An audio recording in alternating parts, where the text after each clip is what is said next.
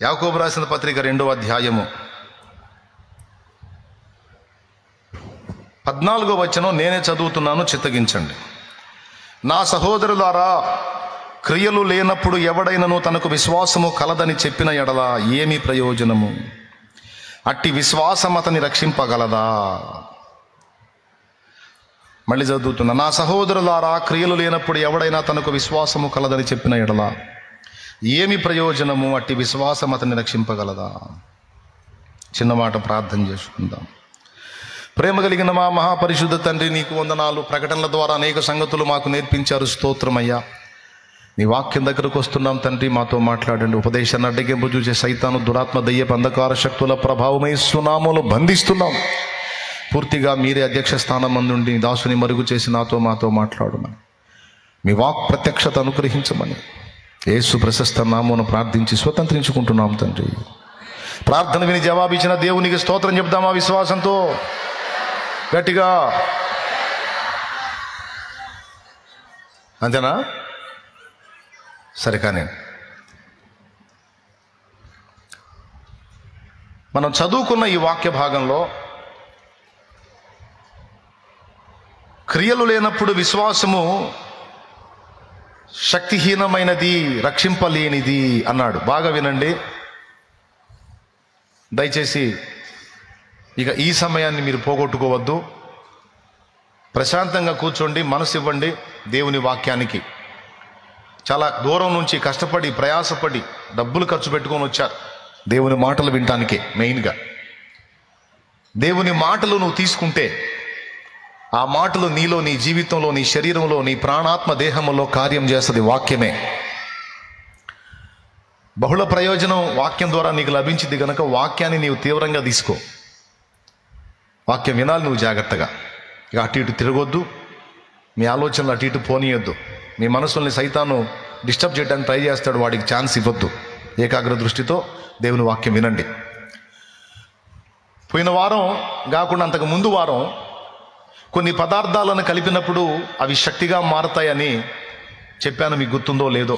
ఆకుల గురించి, రకరకాల వస్తువుల గురించి, అచ్చంగా దాని గురించే దాదాపు గంటన్నర చెప్పా. ఆ తర్వాత నేను చెప్పాలనుకున్న అంశం పోయిన వారం చెప్పా, ఇప్పుడు కూడా ఈ వారం కూడా అందులోని భాగం చెప్తున్నాను. అసలు ఏం చెప్పాలనుకున్న ఆ రోజు అంశం మొదలుపెట్టానో ఆ రోజు ఎత్తుకున్న అంశము ఇలా కొనసాగుతూ ఉంది. పోయిన వారం పాపము ఒట్టి ఆలోచనగానే నీలో ఉన్నప్పుడు దానికి పవర్ ఉండదు. అయితే ఆ ఆలోచన ఎప్పుడైతే క్రియగా మారిద్దో అప్పుడు శక్తివంతంగా అవుతుంది, పాపం అవుతుంది. పాపం ఎప్పుడైతే ప్రాణం పోసుకుంటుందో అది నిన్ను పతనం చేయటం మొదలుపెట్టిద్ది అనే పాఠం పోయిన వారం నేర్చుకున్నాం. పాపపు ఆలోచనను తొలగించుకోండి. ఆలోచనగా ఉన్నప్పుడే దాన్ని క్రియగా మారనియొద్దు, దానికి లైఫ్ ఇవ్వద్దు, దానికి శక్తినివ్వద్దు అని పోయిన వారం నేను అందించా. ఎవరైనా విననోళ్ళు ఉంటే పోయిన వారం ఉపదేశం కూడా వినండి, మీకు ఉపయోగపడిద్ది స్పష్టంగా. ఈరోజు కొన్ని సంగతులు మీతో పంచుకుంటాను. వాటిల్లో మొట్టమొదటిది విశ్వాసము.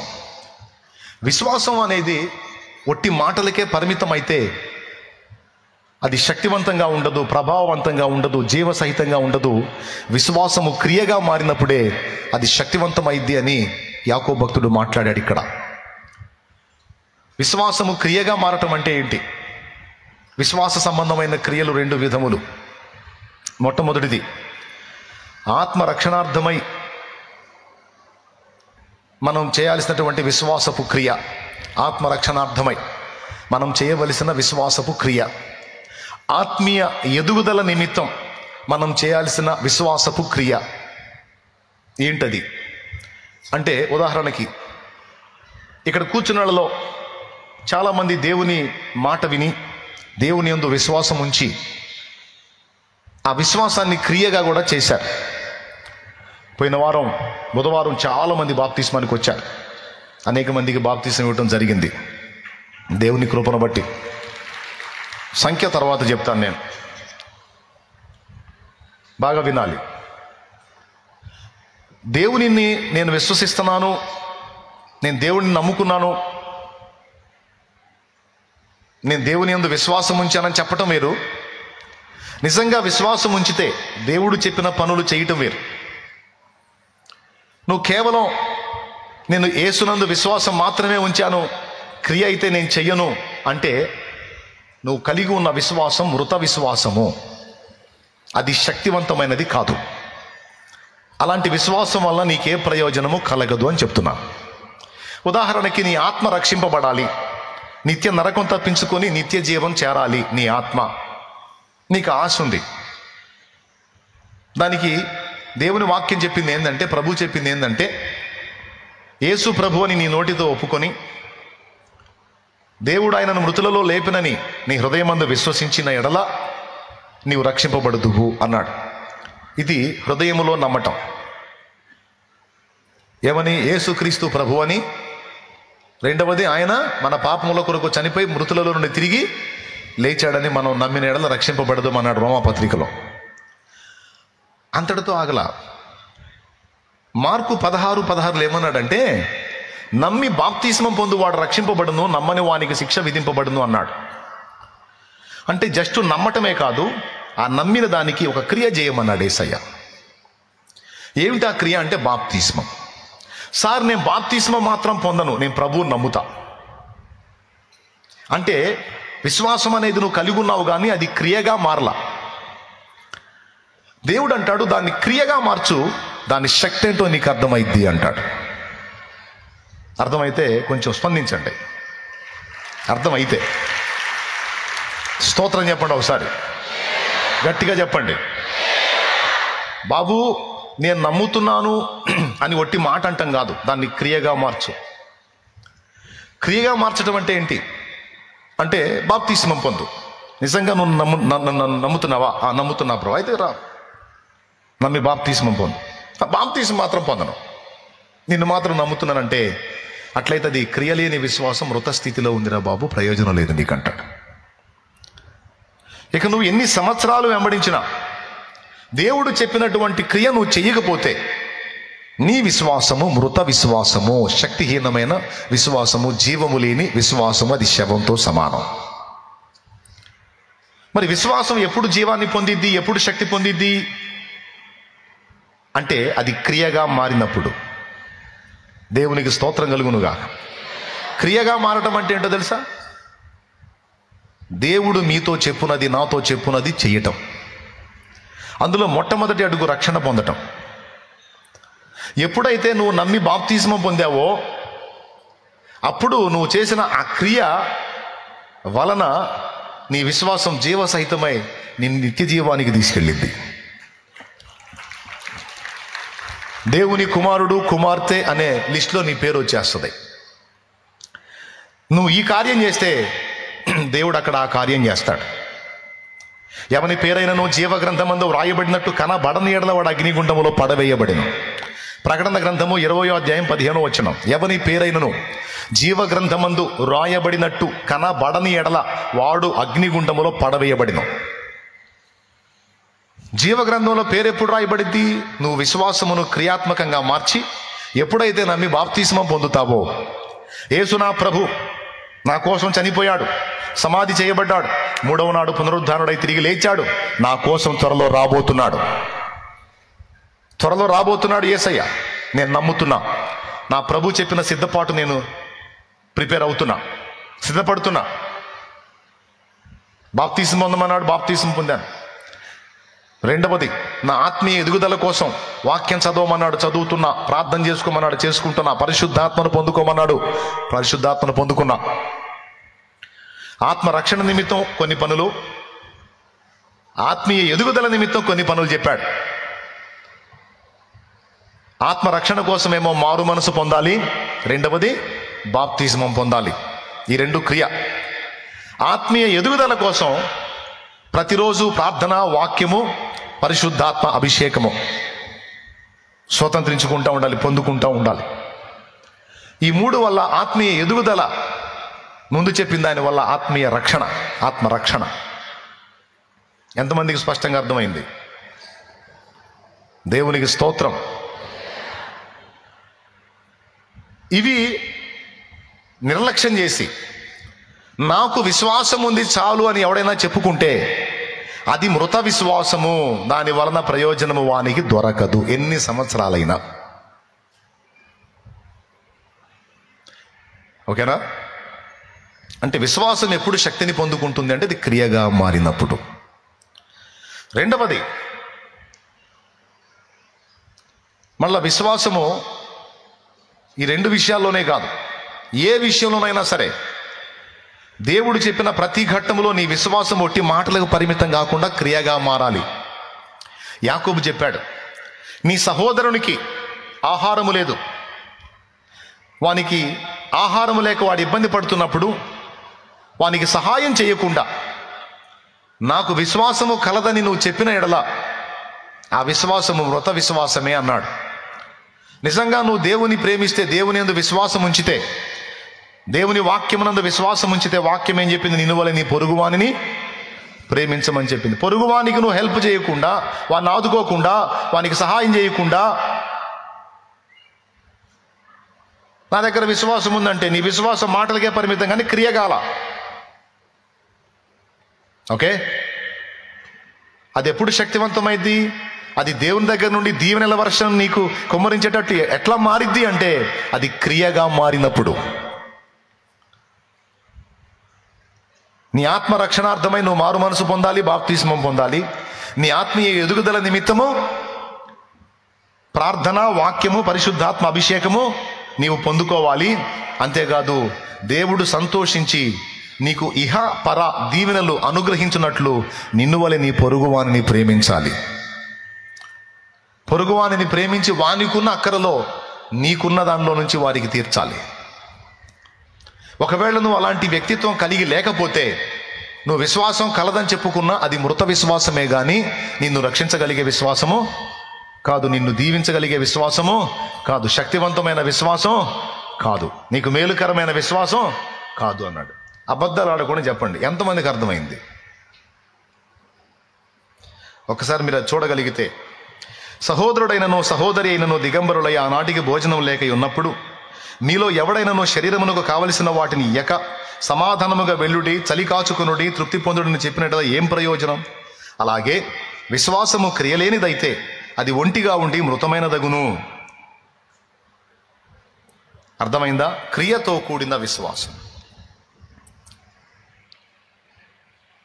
నాకు ప్రేమ ఉందంటావు, నాకు ప్రేమ ఉందంటావు, నువ్వంటే నాకెంతో ఇష్టం అంటావు. వాడు దిగంబరై ఉండి, వస్త్రహీనుడై ఉండి, ఆహారం లేక అల్లాడుతుంటే వానికి ఇంత సాయం చేయవు.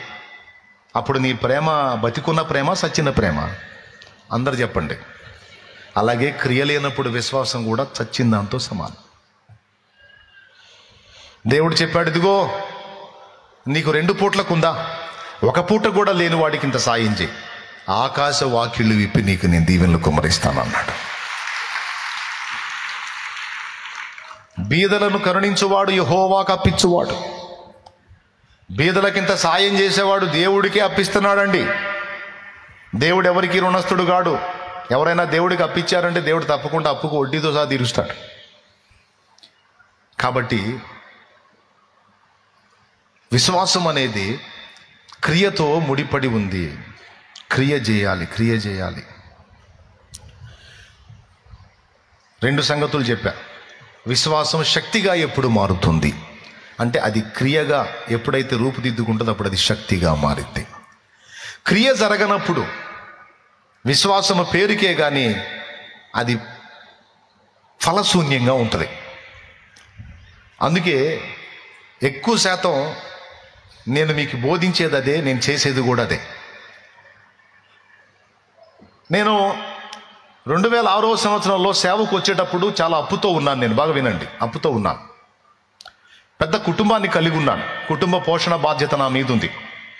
భార్య, పిల్లలు, తల్లిదండ్రి, పెద్ద వయస్కులు, వీళ్ళందరినీ పెట్టుకొని నేను దేవుని సేవలోకి రావాలి. దేవుని కృపను బట్టి ఒక పక్క పని చేసుకుంటా, ఒక పక్క సేవ చేసుకుంటా ఉన్నా. సుమారుగా ఒక 40 మంది కూర్చుంటున్నారు ప్రతిరోజు నైటు. రోజు ప్రార్థన జరుగుతుంది. ఓ రోజు సడన్గా దేవుడు మాట్లాడాడు, నువ్వు చేసే పనిని పూర్తిగా ఆపేసాయి, నీ మీద నా ఏర్పాటు ఉంది, నువ్వు సంపూర్ణంగా సేవకు రావాలి, నువ్వు ఈ పనులు ఆ పనులు పెట్టుకుంటే నా పని పూర్తిగా జరిగించలేవు, నువ్వు కంప్లీట్గా అన్నీ వదిలేసి నా పరిచర్యకు రావాలి అని దేవుడు నన్ను పిలిచాడు.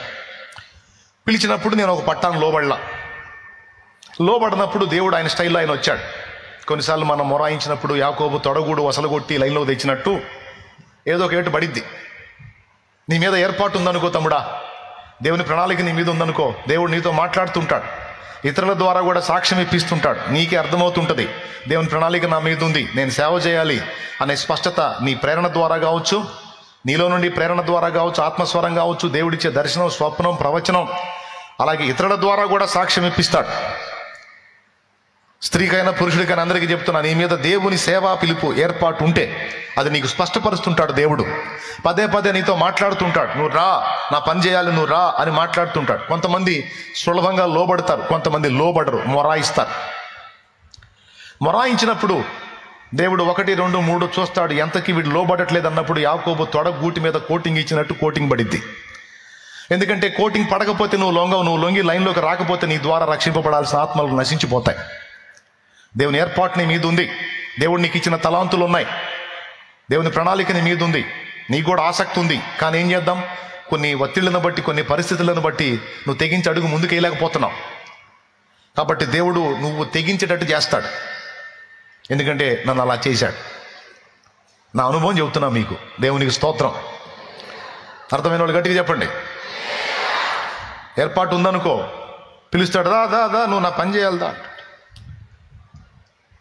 నేను ఆ పని చేయకుండా తప్పించుకోవడానికి చాలా ట్రై చేశాను. ప్రభు రోజు సాయంత్రం కూటం పెడుతున్నాక అంతవరకు చాలు. సంపూర్ణంగా ఆదివారం కూటం పెట్టి నేను పూర్తి కాలపు సేవ అంటే కష్టమైంది ప్రభు, బోల్డ్ నప్పులు ఉన్నాయి, బాధ్యతలు ఉన్నాయి, ఎట్టొచ్చిద్ది.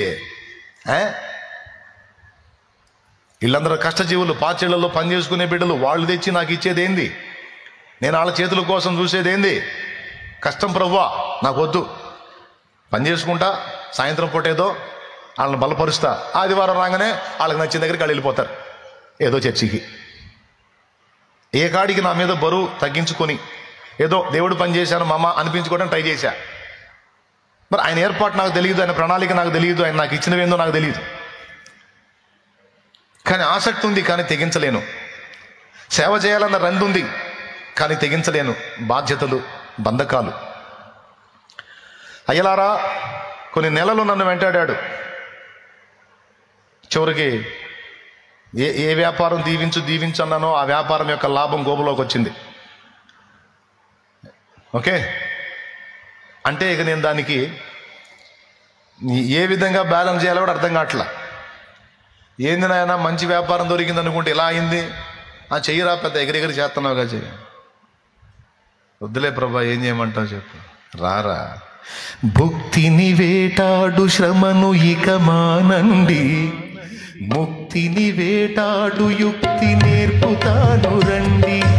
భుక్తిని వేటాడు శ్రమను ఇక మానండి, ముక్తిని వేటాడు యుక్తి నేర్పుతాను రండి.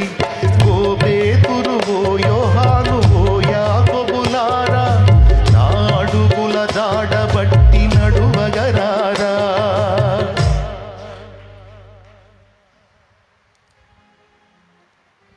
స్పష్టంగా మాట్లాడాడు. కడుపులో మండిపోయింది. సేవ చేయి అంటున్నావు, అప్పులు ఎట్లా ఇంట్లో ఎట్లా గడిచింది, ఏందా నువ్వు అని ఏడుస్తా బలిపీఠం దగ్గర కూర్చున్నా. చేయాలని నాకు ఆశ లేదా, చేయాలని నాకు రంది లేదా, ఎన్నిసార్లు ఏడ్చి ప్రార్థన చేశాను నీకై వాడబడాలని ఆశ ఉందని.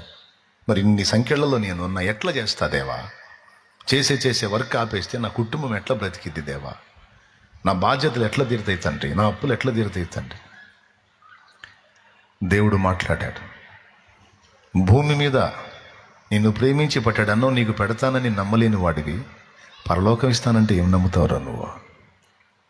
పరలోకం ఇస్తానన్న నీ విశ్వాసం ఏం విశ్వాసం? అరచు పిల్ల కాకులకు సైతం ప్రతిరోజు ఆహారాన్ని సిద్ధపరచువాడను నేను.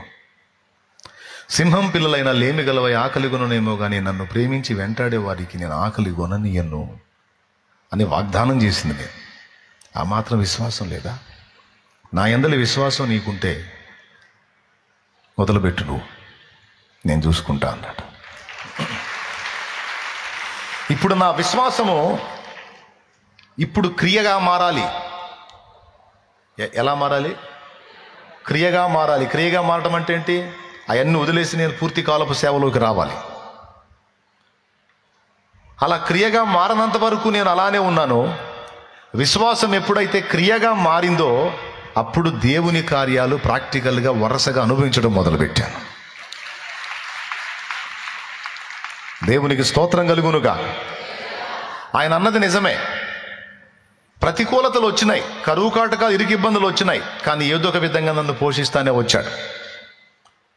ఎవరిని యాచించనీలా, ఎవరిని అర్థించనీలా, ఎవరిని దేహి అని బిచ్చమెత్తనీలా రోషంగల దేవుడు తన కార్యాన్ని తను జరిగించాడు. ఆనాటి నుంచి ఈనాటి దాకా నన్ను అలానే నడిపిస్తున్నాడు ఆయన. సింహపు పిల్లలైనా అదిరా సింహపు పిల్లలైనా కొదువ కలిగి ఆకలిగొనినా ఈ పిల్లలు ఆకలితో అలుమటిల్తురా నీ ఉన్నంత వరకు. నీ పిల్లలు ఆకలితో అలుమటిల్తురా నీ ఉన్నంత వరకు. ఆశ్చర్యకరుడా నా ఆలోచన కర్తవు, ఆశ్చర్యకరుడా నా ఆలోచన కర్తవు. నిత్యుడకు తండ్రివి నా శాలేము రాజు, నిత్యుడకు తండ్రివి నా శాలేము రాజు. ఆశ్చర్యకరుడా నా ఆలోచన కర్తవు. దేవునికి మహిమ. హల్లెలూయా. నా విశ్వాసాన్ని క్రియగా మార్చి, సరే ప్రభువా ఈరోజు నీ దగ్గరకు వచ్చాను, నీ పాదాలు పట్టుకొని అడుగుతున్నా, ఒక్క మాట నాతో మాట్లాడు. నాకు అర్థమైంది నేను ఎటుపోయినా దారి మోస్తున్నావు, నేను ఎటుపోయినా దారి మోస్తున్నావు. అర్థమైంది నన్ను టార్గెట్ చేశావని. సంతోషం. ధైర్యం చాలటల్లా తెగించలేకపోతున్నా. ఒక్కసారి నాతో ఒక్క మాట మాట్లాడు. ఆఖరికి నేను ఉండే ఇది కూడా తాకట్లో ఉందయ్యా, స్థలం కూడా. మరి నేను ఎట్లా చేయాలి? అంత తాకట్లో ఉంది, అప్పుల పాలై ఉన్నాను, ఎట్లా నాయనా? ప్రార్థన మొదలు పెడితే ఈ ఇంట్లోనే మొదలు పెట్టాలి. నేను ఇందులో కోట మొదలు పెట్టానంటే తాకట్టు పెట్టినోడు వచ్చి పాక పీకి పందిరేస్తాడు. నాతో ఒక్క మాట మాట్లాడయ్యా. ఇప్పుడు 40 మంది నైట్ వచ్చి కూర్చుంటున్నాను. నేను ఆదివారం కూటం అంటే ఎంతమంది వస్తారో తెలియదు. వాళ్ళని నమ్మి నేను అన్నీ మానుకుంటే కుటుంబం మొత్తం మలమల మాడిపోతాంగా ప్రభు. ఎందుకంటే వాళ్ళకే ఫుడ్కు లేక లాటరీ కొడుతున్నారు. అట్టంటోళ్ళు నా విశ్వాసులు. వాళ్ళు నాకేం పెడతారు, వాళ్ళు నాకేం సపోర్ట్ చేస్తారు? ఎట్లా తండ్రి? నాతో మాట్లాడు ప్రభువా, నాతో మాట్లాడు ప్రభువా అని కూర్చుని ప్రార్థన చేసి వాక్యములో దేవుని సలహా అడిగా. ఇర్మియా గ్రంథము 30లో నుండి నా తండ్రి నాతో మాట్లాడాడు. ఆయన వాక్కు తీసుకొనే నేను పరిచర్య చేయాలి అని ముందు దేవుని దగ్గర మాట తీసుకుందామని దేవుని పాదాల దగ్గరికి వెళ్ళా. 30లోంచి మాట్లాడాడు. నేను ఏవైతే అడిగానో ఆ సంగతులన్నీ అందులో నాకు సమాధానం ఇచ్చాడు. చూడండి, ఇర్మియా గ్రంథము 30వ అధ్యాయము 10వ వచనం చూద్దాం. చూడండి. మరియు యెహోవా సెలవిచ్చున్నదేమనగా, నా సేవకుడవైన యాకోబు 30:10 ఏమని పిలుస్తున్నాడు? నేను పని చేసుకుంటున్నాను, వ్యాపారం చేసుకుంటున్నాను, నన్ను పిలుస్తున్నాడు. నా సేవకుడవైన యాకోబు ఏమంటున్నాడండి? భయపడకుము ఇశ్రాయేలు, విస్మయమొందకుము అన్నాడు. భయపడొద్దురా బాబు. అంతవరకే అక్కడ మాట. ఇక మిగిలిన మళ్ళీ నాకు సంబంధించినాయి కదా, అంతవరకే. భయపడకు, విస్మయమొందకు. ఒకవేళ వాక్యంలో నుంచి దేవుడు మాట్లాడితే దాన్ని ఎలా అర్థం చేసుకోవాలి? అధ్యాయం మొత్తం అందేనా? కాదు. నీతో మాట్లాడినే కొన్ని స్పెషల్గా నీకు ఓపెన్ అవుతాయి. అవి నీకు అవుట్ అవుతాయి, మిగిలినవి బ్లర్ అయిపోతాయి. నువ్వు ఆ మాట తీసుకోవాలి. ఫస్ట్ ఏం చెప్పాడు? ధైర్యం చెప్పాడు. నా సేవకుడు అయిన యాకోబు భయపడకము, ఇశ్రాయేలు విస్మయం అందుకు అన్నాడా? రైట్, అయిపోయింది. 18వ వచనం చూడండి. యెహోవా ఈ మాట సెలవిచ్చుచున్నాడు, యాకోబు నివాస స్థలములను కరుణించి వాని గుడారములను నేను చెరలో నుండి రప్పింతును. చెర అంటే బంధించబడిన స్థితి, తాకట్టన్నా కూడా అదే. దేవునికి స్తోత్రం. యాకోబు గుడారమును అంటే నీ ఇంటిని తాకట్టు నుండి నేను విడిపిస్తాను, భయపడకరా నాయన అని చెప్తున్నాడు ఆయన. నువ్వు దాని గురించి దిగులేసుకుంటావు ఎందుకురా? నువ్వు లైన్లోకి రారా, మొత్తం నేను చూసుకుంటా. నీ విశ్వాసాన్ని క్రియగా మార్చురా. ఒక్క అడుగు వేయరా, నన్ను నమ్మి నేను నీకు ఎలా తోడై ఉంటానో నీకు చూపిస్తా. సాహసం చేయరా, విశ్వాసంతో సాహసం చేయరా. ఒకవేళ నిజంగా పిరిగిబారి నేను అధైర్యపడి వెనకడుగు వేస్తే ఇంత కృప ఈరోజు కోల్పోయేవాడిని నేను. ఎప్పుడైతే విశ్వాసంతో సాహసం చేసి అడుగు ముందుకేసానో అది క్రియగా మారిందో, అది శక్తిగా మారింది, శక్తివంతమైంది. దేవుని శక్తి నా జీవితంలో అప్పటి నుంచి ఇప్పటిదాకా పనిచేస్తానే ఉంది. నిద్ర వచ్చిన వాళ్ళు గట్టిగా స్తోత్రం చెప్దాం. బుక్ అయ్యారు, మెలకుతున్న వాళ్ళు చెబుదాం. అది అర్థమైందా మీకు స్పష్టంగా? ఆ తర్వాత ఇటు పక్క పేజీ తిప్పి చూడండి, ఏమేం మాట్లాడాడో చూడండి. అక్కడ చిన్న మందను పెట్టుకొని నేను ఏం చేయగలను ప్రభువా, చిన్న గుంపును పెట్టుకొని నేను ఏం చేయగలను ప్రభువా. వాళ్ళు కూడా తెలిసి తెలియనోళ్ళు, చదువు రానోళ్ళు, వాళ్ళకి వాక్యం చెప్పాలంటే వాళ్ళకి అర్థమయ్యేది ఎప్పుడు, వాళ్ళు బలపడేది ఎప్పుడు, వాళ్ళు బాగుపడేది ఎప్పుడు, నాకు సహకారులుగా మారేది ఎప్పుడు, నా కడుపు నిండేది ఎప్పుడు, నీ పని జరిగేది ఎప్పుడు, ఇదంతా అయ్యేదేనా? దేవుని సమాధానం ఏంటో తెలుసా? యాకోబు నివాస స్థలములు చెర నుండి అంటే తాకట్టు నుండి నేను విడిపిస్తాను అన్నాడు. అంతటి తాగలా. ఇటు పక్క చూడు,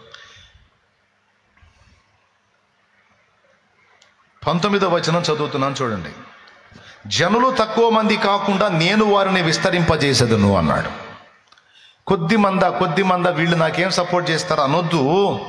నేను వాళ్ళని విస్తారంగా మారుస్తాను, విస్తృతపరుస్తాను. అంతేకాదు, చదువు లేనోళ్ళు, పాచిళ్లలో పని చేసుకునే వాళ్ళు, వీళ్ళు ఏ పార్టీ వాళ్ళు అంటున్నావు కదూ, కాదు వాళ్ళని నేను గనులుగా చేస్తానని మాట్లాడాడు. నీకు తెలుసా, ఈరోజు ఇన్ని సంఘాలుగా మారి ఇంత పరిచర్యగా రూపాంతరం చెందిన దీని పునాదిలో ఎవరున్నారో తెలుసా? విద్య లేని పామరులు అండి. మోకాళ్ళుని ప్రతినిత్యం వాళ్ళు చేసి మొర్రపెట్టిన విజ్ఞాపన ప్రార్థన ఫలితమే ఈరోజు తండ్రి సన్నిధి మినిస్ట్రీ సేవ.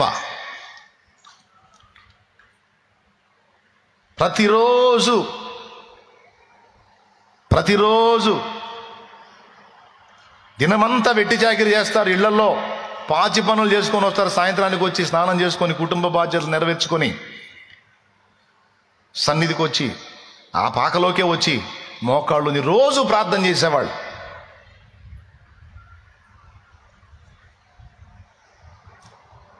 రోజు ప్రార్థన. మా అన్నయ్య ఒకరోజు నన్ను పిలిచి సలహా చెప్పాడు. బాయ్, భక్తి చేయాలి కానీ వాంతులు వచ్చిందా చేయకూడదు అన్నాడు. దేవునికి స్తోత్రం. ఏమన్నాడు? భక్తి చేయాలి కానీ మరి విరక్తి పుట్టిందాక చేయకూడదు, నువ్వేదో వాళ్ళకి విరక్తి పుట్టిస్తున్నట్టున్నావు అన్నాడు. నేను విరక్తి పుట్టించలా, నేను ఆదివారం శుక్రవారం కలవమన్నా, వాళ్ళు రోజు వస్తున్నారు. వాళ్ళల్లో ఉన్న భక్తిని ఆపడానికి నేనేవాడిని? వాళ్ళని దేవుడు రేపుతున్నాడు. దేవుడేదో బలమైన కార్యం చేయబోతున్నాడు. అబ్బాయి, దేవుడేదో బలమైన కార్యం చేయబోతున్నాడు. అందుకే వాళ్ళ ప్రార్థనను పునాదిగా వేసుకుంటున్నాడు నా తండ్రి. ఆ దీనులు, యథార్థవంతులు, అభాగ్యులు, అక్షర జ్ఞానం లేని పిల్లలు, మొరటవారు, పని మనుషులే కావచ్చు, నా తండ్రి దీనుల దేవుడు, దీనులకు తోడై ఉండే దేవుడు. ఓ నా దేవుడు వారి ప్రార్థన వింటున్నాడు. మోకాళ్ళుని వాళ్ళు గార్చే కన్నీళ్లను పునాదిగా వేసుకొని పెద్ద పనికి నాంది పలకబోతున్నాడు నా దేవుడు అని నేను నమ్ముతున్నా. దేవుడు ప్రేరేపించకపోతే దినమంతా వెట్టి చాకిరి చేసి ఒళ్ళు గొల్లై ఉంటుంది వాళ్ళకి. అయినా సరే వచ్చి అంతను మొర్ర పెడుతున్నారు గంటలు గంటలు అంటే వాళ్ళకి దేవుడు భారం ఇవ్వకపోతే బతిలాడితే వస్తారా? పైసలు ఇస్తే వస్తారా? దేవుడు వాళ్ళతో మాట్లాడుతున్నాడు. ప్రతిరోజు మీరు కావాలంటే చూడండి, నైట్ ఇక్కడ కూర్చొని నైట్ అంతా మోకాళ్ళు వేసి మొర పెడతా ఉంటారు. ఇక్కడ రోజు గుంపు. నేను ఎన్నిసార్లు వచ్చానో మధ్యరాత్రుల్లో. ఒక్కోసారి 3ంటికి వస్తా, ఒక్కోసారి 4ంటికి వస్తా, ఒక్కోసారి 2ంటికి వస్తా, 2:30కు వస్తా. వచ్చినప్పుడల్లా ఇక్కడ మోకాళ్ళు వేసి మొర పెడతా ఉంటారు, అయ్యా అయ్యా అయ్యా అని.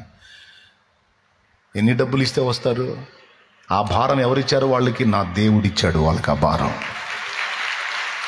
ఇక్కడే కాదు, అక్కడక్కడ ప్రార్థన గుంపులుగా లేచి, పల్లెటూళ్ళు పట్టణాలు వీధులు అనే భేదం లేకుండా చిన్న చిన్న ప్రార్థన గుంపులుగా లేచి ప్రతిరోజు అనేక మంది బిడ్డలు మొరపెడతా ఉన్నారు పరిచర్య కోసం, నా కోసం, సంఘం కోసం, సంఘాల కోసం, సేవకుల కోసం.